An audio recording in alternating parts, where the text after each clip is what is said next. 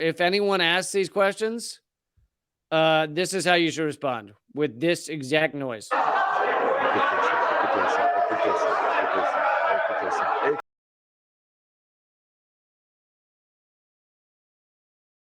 In the body, in the lawmaking body, in front of all the other politicians and everything, all he does is pose the question: who blew up the Nord Stream pipeline? And all the other lawmakers lose their goddamn minds.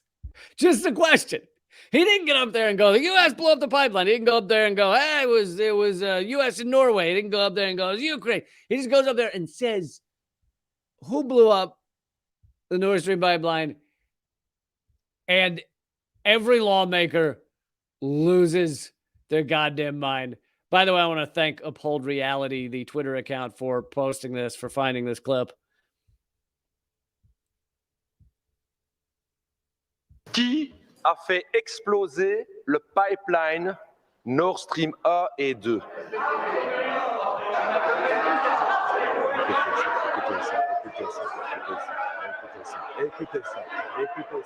Écoutez ça.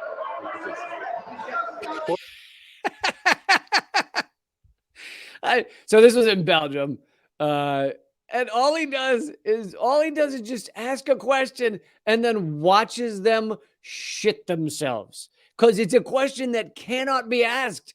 This pipeline is near their country.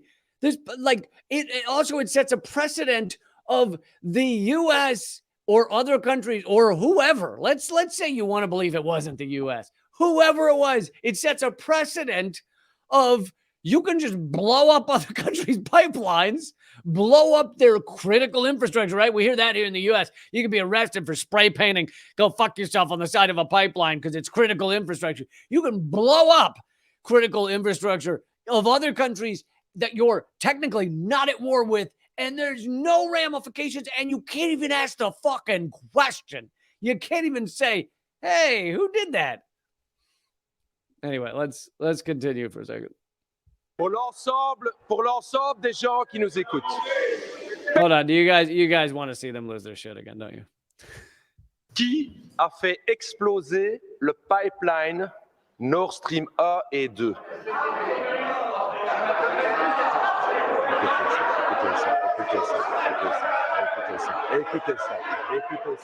Écoutez ça.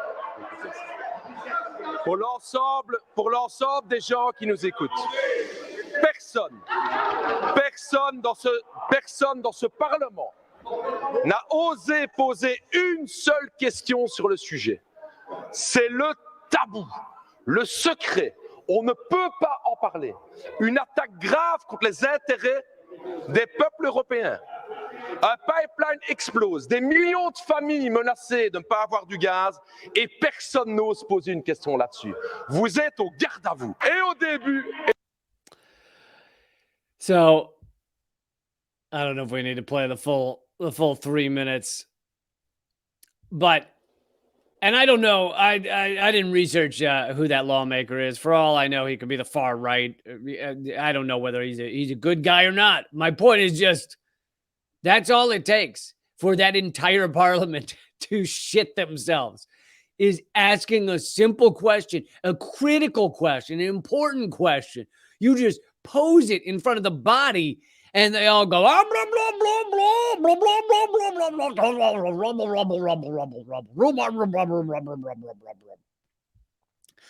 it's just unbelievable. And this is happening, of course, across Europe, where it's forbidden to talk about this. You don't see hardly any articles about it. I mean, this is the power the U.S. still has against Europe. Although part of the reason that we got involved in this proxy war, pushed Russia into this proxy war in Ukraine. And again, I'm opposed to the invasion, but I'm against all war. But part of the reason we did that was to push these European states back into a vassal. I combined feudal and vassal into a vassal, back into a feudal state, back into a vassal state situation, which it has done. And now you see that even just questioning what the U.S. is doing, blowing up other people's infrastructure. Let's remember, it wasn't just Russia's. It also was Germany's.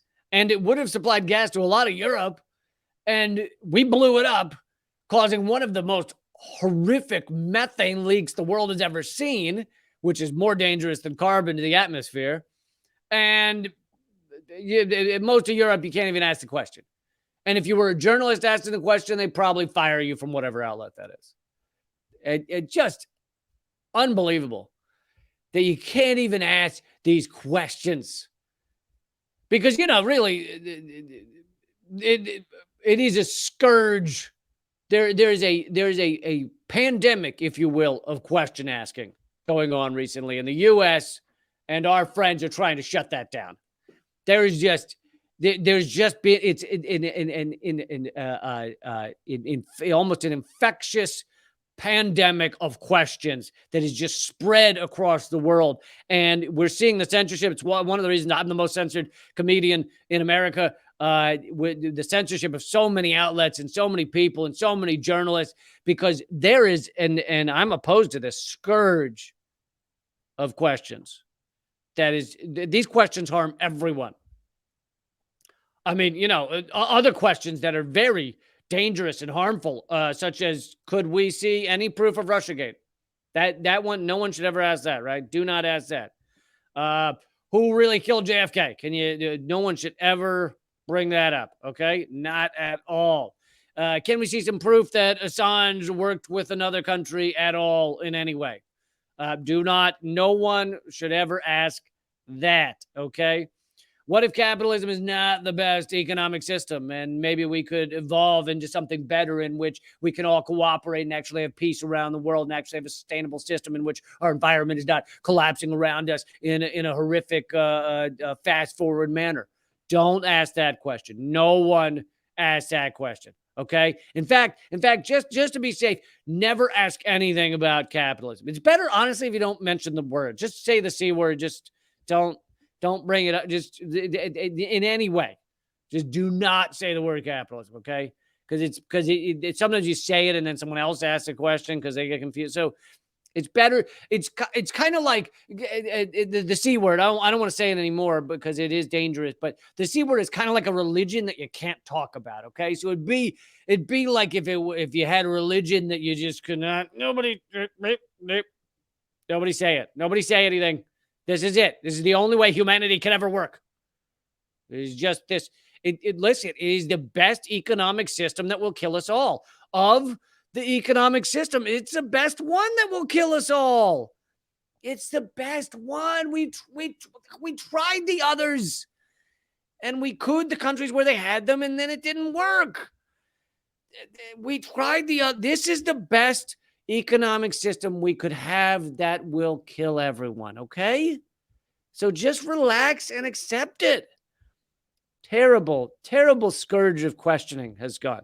In fact, I want to show you another video of, and let's just repeat here. If anyone asks these questions, this is how you should respond, with this exact noise.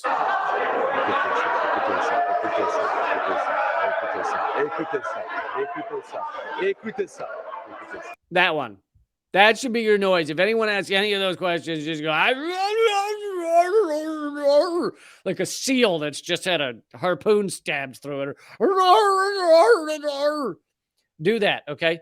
But in this scourge of questioning, this pandemic of questioning that is really horrific, and everyone should stand against it. Foreign Minister of Hungary giving in to these horrifying questions. Really upsetting to see him do this. It is possible. The question is how on earth it is possible that someone blows up critical infrastructure on the territory of Europe and no one has a say. No one condemns, no one carries out an investigation. Not even some media coverage from Western media. Well, that says a lot as well. Mm-hmm. In our case, in the recent years, we have done a lot in order to be on the safe side when it comes to energy supply. Together with Russia, Turkey, Bulgaria, and Serbia, we have built a pipeline which is called the Turkish Stream, which delivers gas from Russia to Hungary on this route. And when we built that a couple of years ago, we were threatened heavily by our friends and allies, even by sanctions, saying that it's not appropriate that we build such a pipeline which doesn't go through Ukraine. And we said, look, for us, our own energy security comes first. So it's obvious that we would like to build a pipeline which we consider safe. So, first of all, he starts out by asking that question that you're not allowed to ask, which is, how is it someone blew up the pipelines and we don't even ask about it? We don't even talk about it. It's not even a discussion. There's not even an investigation. That's what he asks, which, again, do not ask those questions. It's a scourge of questions that are happened. And actually, I'm going to see if I can find one of these articles.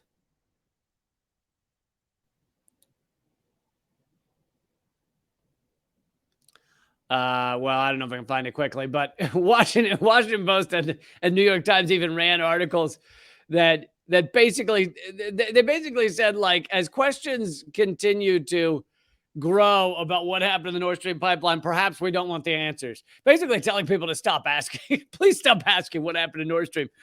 But here is the foreign minister of Hungary saying, not only why haven't we asked what happened in Nord Stream? Why is it such a secretive thing? Why are we not strong enough to say, hey, we need to find out what happened to these pipelines? But he's also saying that when they tried to create their own pipeline, and I mean, they did create their own pipeline, he's saying, for oil and gas, they were told not to. And I think he's implying that now they don't know if their pipelines could get blown up at any moment, and nobody's going to ask about what happened to those. So, like I was saying about the precedent, this creates a terrible precedent of this, like, oh, you can just blow up a country's infrastructure and just, it doesn't matter. People won't even ask what happened. But these questions seem to be growing, and more people seem to be asking them. And as I've just shown, Hungary foreign minister, parliament in Belgium, these questions seem to be growing in the actual official bodies. So it's not just some surly media reporter out there who's willing to ask the tough questions. It's growing to actually official legislators saying, what happened to those pipelines? And is it cool now to just blow up other people's infrastructure? Is that a thing we're doing now? But like I said, do not ask questions, okay? It's a real problem.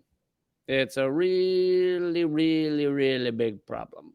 A lot of questions going on.